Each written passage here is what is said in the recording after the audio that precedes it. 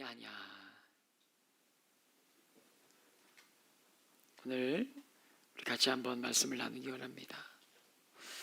여러분, 예수 믿기 전과 예수 믿은 이후의 삶이 얼마나 달라졌습니까? 라고 누가 질문한다면 여러분은 어떤 답을 해줄 수 있을까요? 그런 질문을 누가 여러분에게 던진다면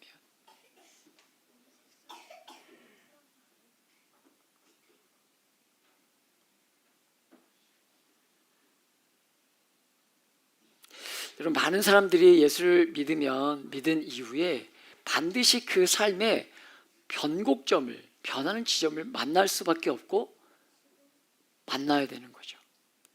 당연히 바뀔 수밖에 없는 거예요. 물론 더딜지라도 여러분,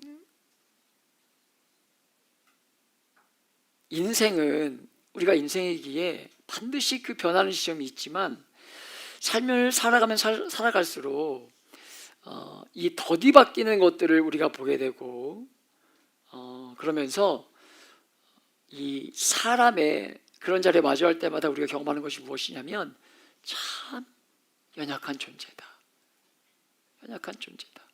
어제 우리 버스킹 예배 때도 말씀을 나눴지만 여러분, 길이는 태어나서 얼마 만에 이렇게 걷는다 그랬죠? 얼마나?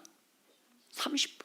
근데 여러분, 사람은 제대로 걸으려면 이렇게 서기만 하려고 해도 뒤뚱뒤뚱 서는 데까지도 1년 정도, 사람에 따라 차이가 있을 수 있겠지만 1년 정도의 시간인데, 그렇게 연약하고 돌봄이 필요한 존재가 인생이고 사람이라는 거죠.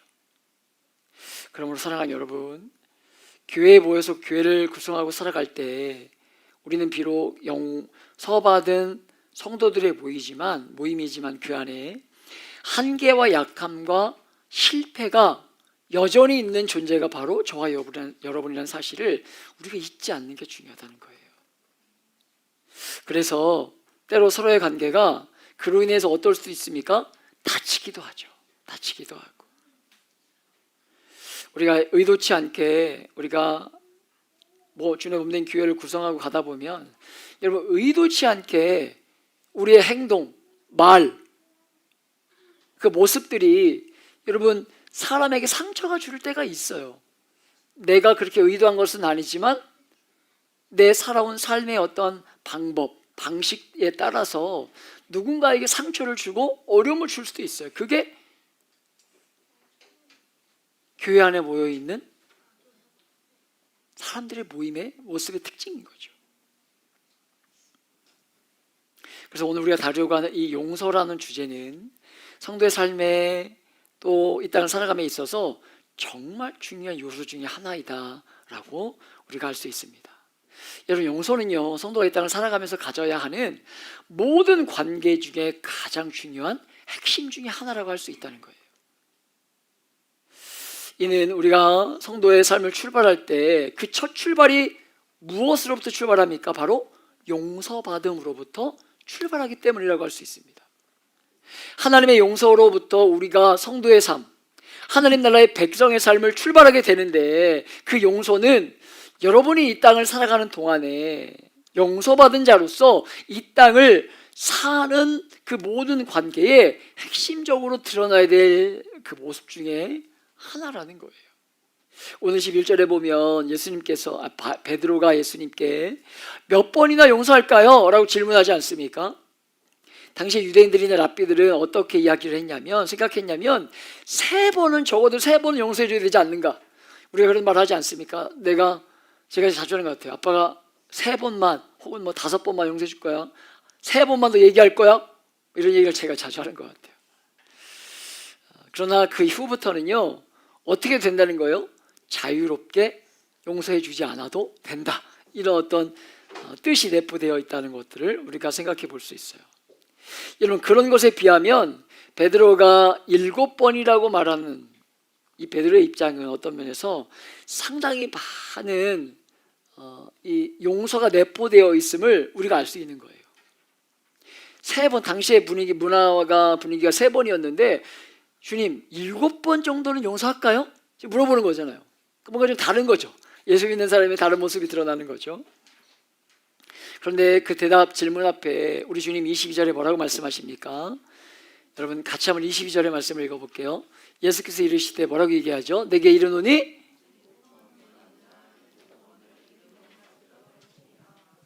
여러분 강조가 무엇이냐면 7이라는 완전한 숫자를 2번이나 반복하고 거기에다 완전수 10을 곱함으로 인해서 무엇을 우리에게 보여주고 싶은 것이냐면 한계와 제한을 두지 말고 무한대로 용서하고 받아낼 수 있어야 된다는 거. 이것이 하나님 나라 백성의 특징이다. 이 말씀을 하고 있는 거죠. 우리가 이제 곧 이 비유, 하나님 나라에 대한 비유의 말씀을 우리가 5월 초까지만 보고 이제 그만 보게 될 텐데, 지금 우리가 계속해서 하나님 나라에 대한 복음을, 하나님 나라에 대해서 지금 비유를 말씀하신 것들을 말씀을 나누고 있지 않습니까? 오늘 바로 그 중요한 하나님 나라의 백성 중에 중요한 특징, 가져야 될 특징, 드러나야 될 특징 중에 하나가 무엇이냐? 용서라는 거예요. 용서. 사랑하는 여러분, 누가 내 이웃입니까? 하면서 율법교사가 자기의 이웃의 경계를 정하고, 우리 지난주에 보지 않았습니까? 그 한계를 정해놓고 자기의 삶을 합리화시키고 싶어하는 그 율법교사의 질문에 대해서 주님께서 뭐라고 이야기하셨습니까? 경계를 정하지 말고 한계를 두지 말고 누가 내 이웃이냐? 이 질문에 누가 강도 만난 자의 이웃이겠느냐? 라고 다시 한번 그 생각의 전환을, 질문을 바꾸시면서 우리는 늘 이만큼, 이 정도 하면 됐지, 이렇게 스스로 어떤 한계를 정해놓고 선을 그음으로 우리가 누군가를 용서하고 사랑하는 일에 제한과 한계를 두려고 하지만, 하나님은 우리에게 용서는 한계를 두는 것이 아니라 횟수를 3번이든 7번이든 정하는 것이 아니라 바로 이와 같이 해야 된다는 것들을 성경을 통해서 우리로 하여금 주목해 보도록 하고 있는 것입니다. 여러분, 이 말은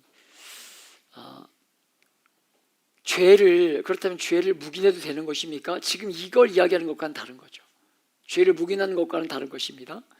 마태복음 18장 앞부분에 보면, 우리가 또 말씀해 보면 죄를 깨닫지 못하고 돌이키지 않는 그 교우들을 향해서 어떻게 다뤄야 하는가에 대해서 여러분 이 15절부터 20절까지 나오거든요. 죄를 범한 교우들에 대해서 어떻게 대해야 하는지. 그러니까 반드시 죄는 어떻게 되는 거예요? 다뤄줘야 돼요. 반드시 죄는 다뤄줘야 됩니다. 그러지 않았으면 예수님이 이 땅에 오실 이유가, 필요가 없었던 거죠. 오늘 우리가 예수님을 만난 사람들에 대해서 우리 어린이들과 아침에 예배하면서 말씀을 나눴었지만, 예수님이 왜 이 땅에 와서 십자가 달려 죽으셨다고 우리 아이들이 이야기하냐면 하나님의 아들이기 때문에 죽었다. 이게 아이들의 고백이었고 성경의 가르침이거든요. 하나님의 아들이니까 죽은 거예요. 그런데 왜 하나님의 아들이라는 이유로 죽어야만 했겠습니까? 죄에 대한 문제가 반드시 다루어져야 되었기 때문에. 죄를 용서하라는 게 아니죠. 그것 다음에, 죄를 다루고 난 다음에 죄를 용서하는 말씀이 나오는 거예요. 그러니까 죄를 무조건적으로 묵인해줘야 한다, 이런 말이 아니라, 여러분, 공동체에 해를 끼칠 만한 죄는요 반드시 다뤄야 된다는 거예요. 그러나 한계와 제한 두지 말고 용서할 수 있어야 된다는 것입니다. 사랑하는 여러분, 우리 예수님께서 이야기를 하기 위해서 우리가 용서하는 것이, 인생 용서하는 것이 얼마나 쉽지 않은 것 알기 때문에 여러분 23절부터 비유로 말씀하시는 거예요. 말씀에 보면 1만 달란트 빚진 자가 등장하지 않습니까? 오늘 이 말씀에 중요한 2가지 의미가 있는데, 여러분, 달란트는 당시의 화폐 가치에서 가장 큰 단위였어요. 지금 우리가 몸담고 살아가는 시대에 가장 큰 화폐 단위가 얼마죠? 그렇죠, 5만 원이죠. 가장 큰 화폐 단위가 5만 원이죠. 그러니까 5만 원도 진짜 크잖아요. 그런데 이 달란트라는 이 단위는 정말 큰 단위로, 금이나 은을 재는 무게의 단위가 달란트였다 그래요. 그래서 여러분, 건강한 군인 한 사람이 지고 갈 만한 이 금이나 은의 무게를 보통 학자들은요 35kg에서 45kg였다고 그래요. 오늘 우리 한 자매님 가정에서 우리 교회에 귀한 쌀을 이렇게 선물해 주셨는데 10kg인가요? 10kg? 20kg짜리. 20kg짜리면 한 2가마, 10kg짜리면 한 4가마 정도를 이 지고 갈 수 있는, 그게 달란트였다는 거죠. 한 달란트였다는 거. 그러니까 보세요, 얼마나 많은 거예요. 여러분, 10kg짜리 쌀 4포대를 등에 지고 간다고 생각해 보세요. 그게 한 달란트예요. 그게 한 달란트. 그러니까 금이나 은이 그만큼 있는 거예요.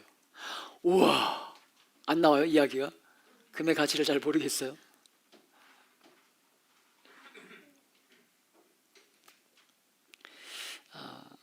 그리고 1만 달란트는 당시에 정말 제일 큰 단위로, 정말 큰 단위로 불리는 거예요.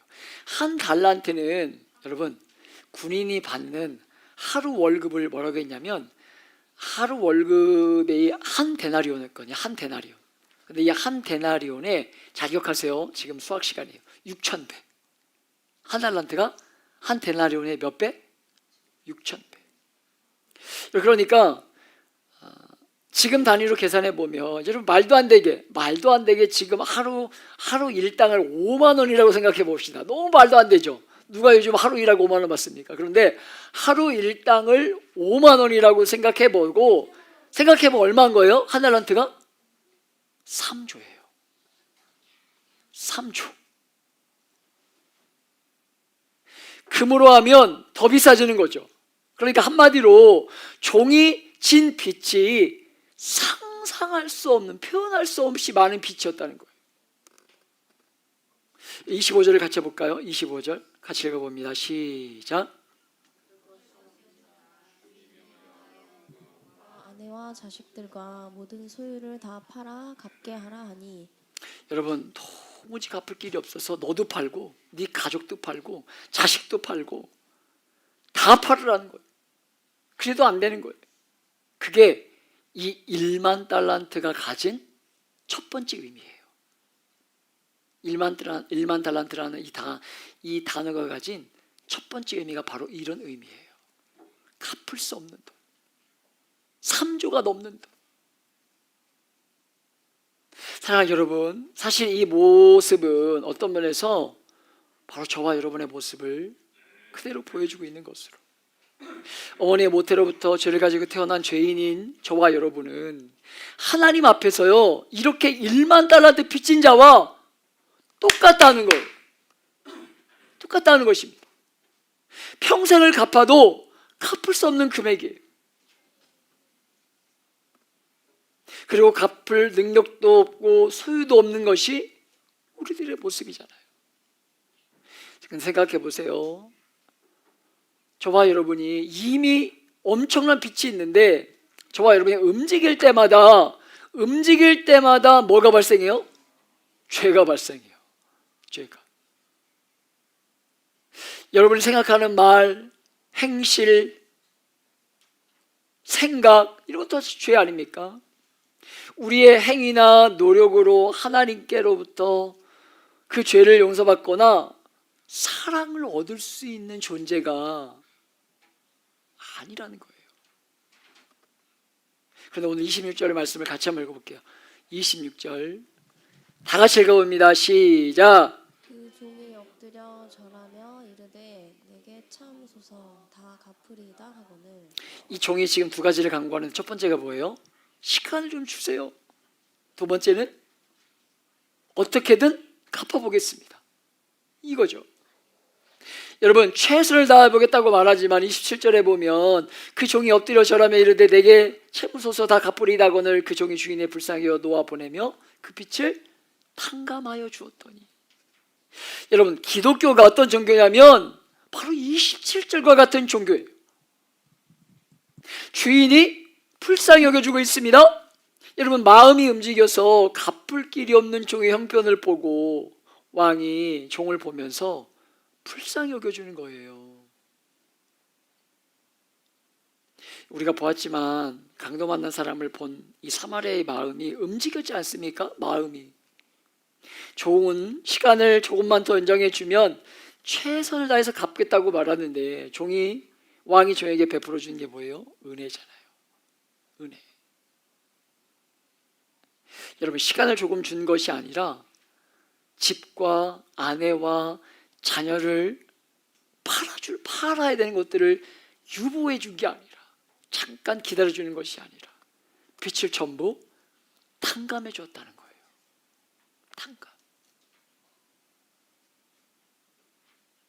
여러분, 성경은 자주 우리의 구원을 뭐라고 말하냐면 머리로 생각해 본 적도 없고 귀로 들은 적도 없고 눈으로 본 적도 없는 일이라고 말해요. 종이 상상할 수 없는 일을 이 왕이 해주시고 있는 것으로 어마어마한 이 분량이어서 도무지 평생을 일해도 갚을 수 없는 빚을 조금만 시간을 연장해줘도, 기간을 좀 연장해줘도 얼마나 큰 제목일 텐데, 당장에 사랑하는 아내와 자식을 안 팔게만 해줘도 얼마나 감사한 제목인데 왕이 종의 빚을 전부 다 탕감해 주었다는 거예요. 이것이 기독교이고, 여러분, 이것이 복음입니다. 기독교가 세상을 향해 선포하는 것은요, 빛을 유보해 주셨다, 이게 아니에요. 이게 아닙니다. 상상할 수 없는 그 엄청난 빛을 다 탕감해 주셨다. 이게 기독교가 말하고 싶은 거예요. 사랑하는 여러분, 무엇 때문이겠습니까? 왕이 종을 긍휼히, 불쌍히 여겼기 때문에. 다른 이유가 있어서가 아니라 왕이 종을 불쌍히 여겼기 때문에 우리의 수많은 빛을 다 탕감해 주었다는 거예요. 사랑하는 여러분, 우리가 지금 사순절의 기간을 보내고 있지 않습니까? 예수님이 세상에 오셔서 우리의 모든 죄를 대신 지시고 그분이 십자가 위에서 대신 버림받으셨기 때문에 아버지 하나님 우리를 불쌍히 여기시고 예수를 십자가에 다심으로 우리의 갚을 수 없는 큰 죄의 값을 탕감해 주신 거예요. 아무도 여러분을 다시 빚진 자로 잡아서, 여러분, 죄 지어보신 적 있어요? 죄 지어본 적? 제가 얼마 전에 원고에 없는 얘기지만 금요예배인가요? 예배 끝나고 가는데 어떤 이야기를 하면서 어떤 아이가 이렇게 횡단보도를 지나가다가 오토바이인지 차인데 치였대요. 근데 먼저 이 입에서 나온 말이 뭐였냐면, 엄마한테 혼나겠다, 막 그 얘기였대요. 그러니까 엄마한테 혼날 생각 먼저 하는 거예요. 다 내가 다쳤는데. 나중에 봤더니 어디가 부러졌다나 이런 이야기를 제가 들은 적이 있어요. 횡단보도를 건널 때 조심해야 된다. 요점은 그건데, 여러분, 우리가 뭔가 잘못을 하면 두렵잖아요. 혼나겠다, 내가 잘못해서 혼나겠다. 가끔 이런 얘기 듣지 않습니까? 우리 어린이들, 너 집에 가서 봐, 너 집에 가서 봐, 여기서 보지, 집에 가서 보지, 그런 말을 가자 하잖아요. 그러면 아이들이 막 이렇게 두려움을 가지고 있어요. 저희 아이들도 뭔가 자기들이 잘못하면 저녁에 아빠 만날 것들을 두려워하는 것들을 제가, 엄마가 옆에서 중재자의 역할을 이렇게 만나기 전에 뭔가 하나 뭔가 완충 지역을 만들어 놔요. 다이렉트로 만나면 난리 나는 걸 아니까 완충 지역을 만들어 놓습니다.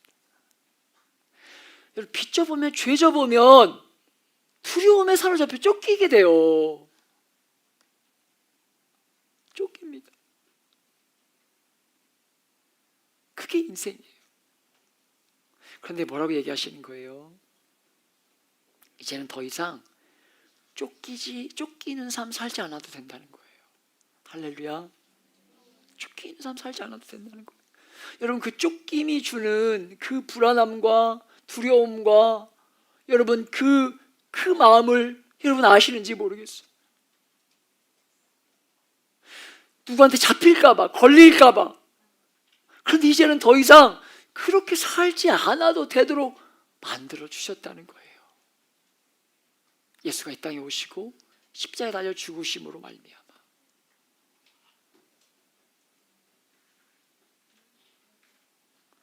여러분, 그런데 보세요. 그렇게 존재가 되었는데, 엄청난 기적을 경험했는데 어떻게 살고 있습니까? 28절, 29절 같이 읽어볼까요? 우리 형제가 홀수절, 자매가 짝수절, 시작.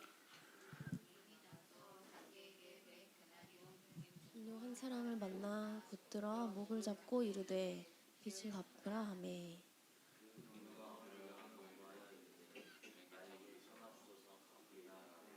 주인이 상상할 수 없는 빚을 탕감해 주었는데 그 종이 나가서 100데나리온을 빚진 자. 여러분, 한 데나리온이 건강한 군인이 하루 일하는 품삯이라고 그랬죠.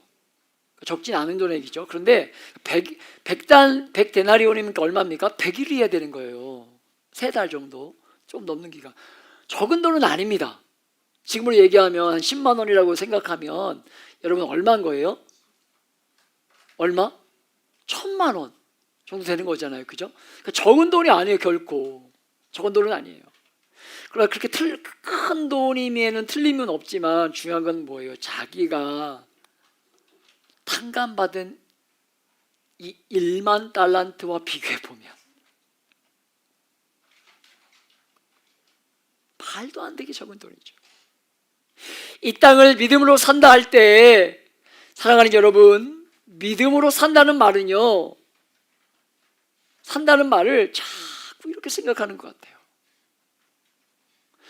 우리 사회의 종교적인 종교 전통은 불교 아닙니까? 그 사람들은 불교든 어떤 종교든 이 땅에 들어왔을 때에 종교를 자기 중심으로 많이 해석했어요. 그래서 기독교가 들어왔을 때에도 사람들이 아멘, 믿습니다 이러면서 믿고 살았어요. 그런데 이 기독교는요, 믿습니다만 외치면 되는 종교가 아니죠. 그냥 입술로만 믿습니다 하고 외치면 끝나는 종교가 아니죠. 정말 믿어야 되는데, 믿는다는 것이 무슨 말이겠습니까? 내가 받지 못하는 100데나리온만 보면 안 되는 거고, 내가 지금 받지 못하는 그것만 보면 되는 것이 아니라 60만 배, 60만 번에 달하는 1만 달란트를 가지고 그 눈으로 이 100데나리온을 볼 수 있는 거.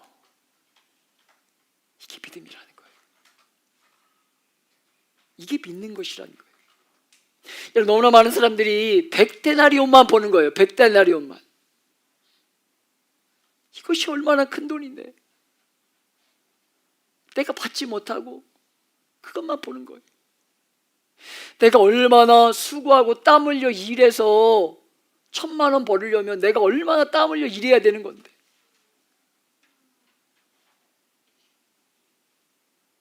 용서해 줄 수 없다는 거죠.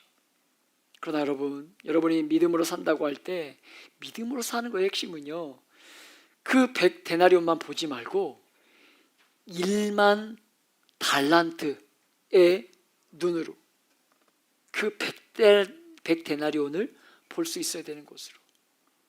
우리에게 상처를 주는 사람들, 그냥 그 자체만 놓고 보면 용서할 수 없어요. 너무 괘씸해요. 한계를 두고 싶어요. 그런데 여러분, 그분이 우리에게 먼저 행하신 것을 기억하고 받은 것을 이렇게 보고 그 사람을 보면 100데나리온은 용서할 수 있지 않겠냐는 거예요. 이것이 믿음으로 사는 것이라는 거예요. 이것이 하나님 나라 백성의 삶의 방식이어야 한다는 것입니다. 우리의 삶을 지배하는 나의 경험 3번, 7번 내가 기준을 정하는 것이 아니라, 우리는 하나님 나라의 백성으로 하나님 나라의 법이 우리의 행위를 결정하는 기준이 되어야 되는 것으로. 우리는 세상 사람들처럼 상대가 나에게 얼마나 큰 잘못을 했는가, 그것을 보는 존재가 아니라 주님이 말씀이 나에게 뭐라고 말씀하시는가, 그것이 기준이 되어서 우리의 삶을 선택하며 살아가야 되는 것이 우리 성도의, 하나님 나라의 백성의 부름받은 삶의 모습이라는 것입니다. 사랑하는 여러분, 이 일반 달란트 빚을 탕감해 주는 종은요 그렇게 하지 않죠. 이어지는 말씀을 보세요. 이 종에게 빚진 자가 거의 비슷한 것을 요청하지 않습니까? 여러분 잘 생각해 보세요. 이 종이 1만 달란트 빚진 이 종이 왕에게 얘기했던 것들은 뭐예요? 시간을 좀 주시면, 기회를 주시면 내가 어떻게든 시간을 달라는 것과 내가 어떻게든 갚겠다는 거예요. 여러분 그런데 1만 달란트, 아까 얘기했지만 3조가 넘는 돈을 시간만 있으면 여러분 갚을 사람이 몇 명이나 될까요? 3조라는 돈을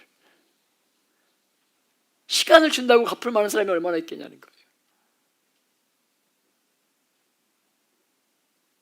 여러분 근데 어떻게 해요? 이 어리석은 이 종은요, 자기는 불쌍히 여김을 받은 존재인데 자기에게 빚진 사람은 용서해 주지 않아요. 사실 어떤 면에서 이 종에게 이 데나리온을 빚진 사람이 오히려 더 갚을 가능성이 있는 것처럼 보이지 않습니까? 긍휼히 여겨주지 않아요. 여러분 이 종은 주인이 베풀어준 너무나 큰 이 감격, 죄의 그 빛의 탕감이라는 감격을 이렇게 느끼고 경험하면서 감격스러워하면서 자기는 그렇게 하지 않는 거예요. 너무나 감격스러운 현장을 자기가 목도하고 있으면서 자기는 그 감격을 흘려보내지 못하는 거예요. 사랑하는 여러분, 여러분과 저의 삶도 이와 똑같이 파렴치하고 위선적인 일을 할 수 있는 존재라는 것 잊지 않기를 축복합니다. 여러분 그렇게 살면 어떻게 되는 것입니까? 31절 보세요. 같이 한번 읽어볼게요. 시작.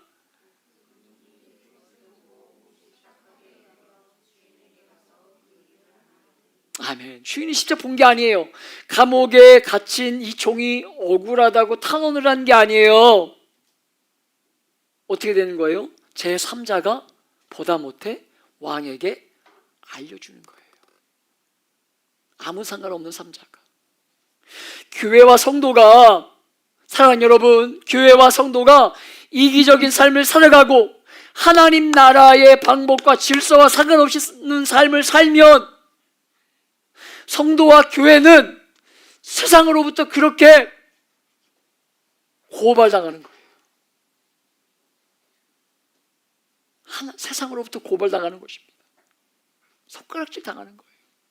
어쩌면 우리가 사는 이 시대의 성도와 교회가 세상으로부터 이런 일을 당하고 있는 것이 아닌가 생각해 봅니다. 왜냐하면 부름받은 대로 행하며 살지 못하고 있기 때문에.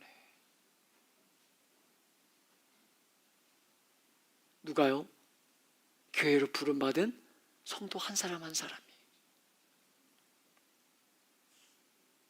빚을 다 탕감해줬던 왕이 종에게 기대했던 것이 무엇이겠습니까? 우리의 모든 죄를 용서하신 아버지 하나님이 우리에게 기대하는 삶의 모습이 무엇이었겠냐는 거예요. 여러분 32절 이하에 보면 이에 주인이 그를 불러다가 말하되 악한 종아, 내가 빌기에 내가 내 빚을 전부 탕감해 주었거늘 내가 너를 불쌍히 여김같이 너도 내 동료를 불쌍히 여김이 마땅하지 아니하냐?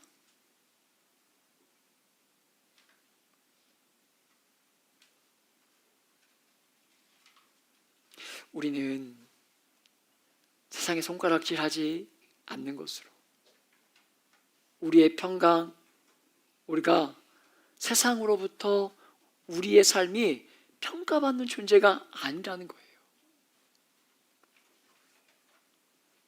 여러분 정말 성도의 삶 가운데 있어야 되는 것이 무엇이냐면 하나님의 법에 내가 머물러 있는가? 그것을 지키며 살아가고 있는가? 그 법이 나를 다스리고 있는가 하는 것이 우리의 선과 악, 그거의 기준이라는 것으로 하나님이 저와 여러분의 기대하는 삶의 방식은요, 이렇게 살아가는 거, 이렇게 살아가는 거, 마땅한 방식으로 살아가는 거. 마땅한 방식이 무엇이냐면, 내가 너희를 불쌍히 여긴 것 같이 너도 누군가를 불쌍히 여기며 용서하며 사는 것, 이것이 마땅하지 아니하냐? 우리에게 되질문하고 계시는 것입니다. 이것이 마땅하지 아니하냐? 사랑하는 여러분, 우리는 하나님의 그 크신 사랑 때문에 사람을 용서하고 불쌍히 여기도록 부름받은 존재라는 것, 그것이 이 땅에서 우리에게 주어진 삶의 방식이어야 한다는 것 기억함으로 시작된 이 한 주간, 그 1만 달란트 빚진 자의 눈으로 이 땅을 마주하며 살아가시면서, 여러분, 주님이 탄식하시는 그 외침을 우리가 잊어버리지 말고, 우리의 모습을 보시면 탄식하시는 주님을 외면하지 말고, 1만 달란트 빚진 자다운 삶을 살아가는데 힘쓰는 그런 이 귀한 사순절의 시간을 살아가는 저와 여러분 되시길 예수님의 이름으로 축복하며 기도합니다. 잠시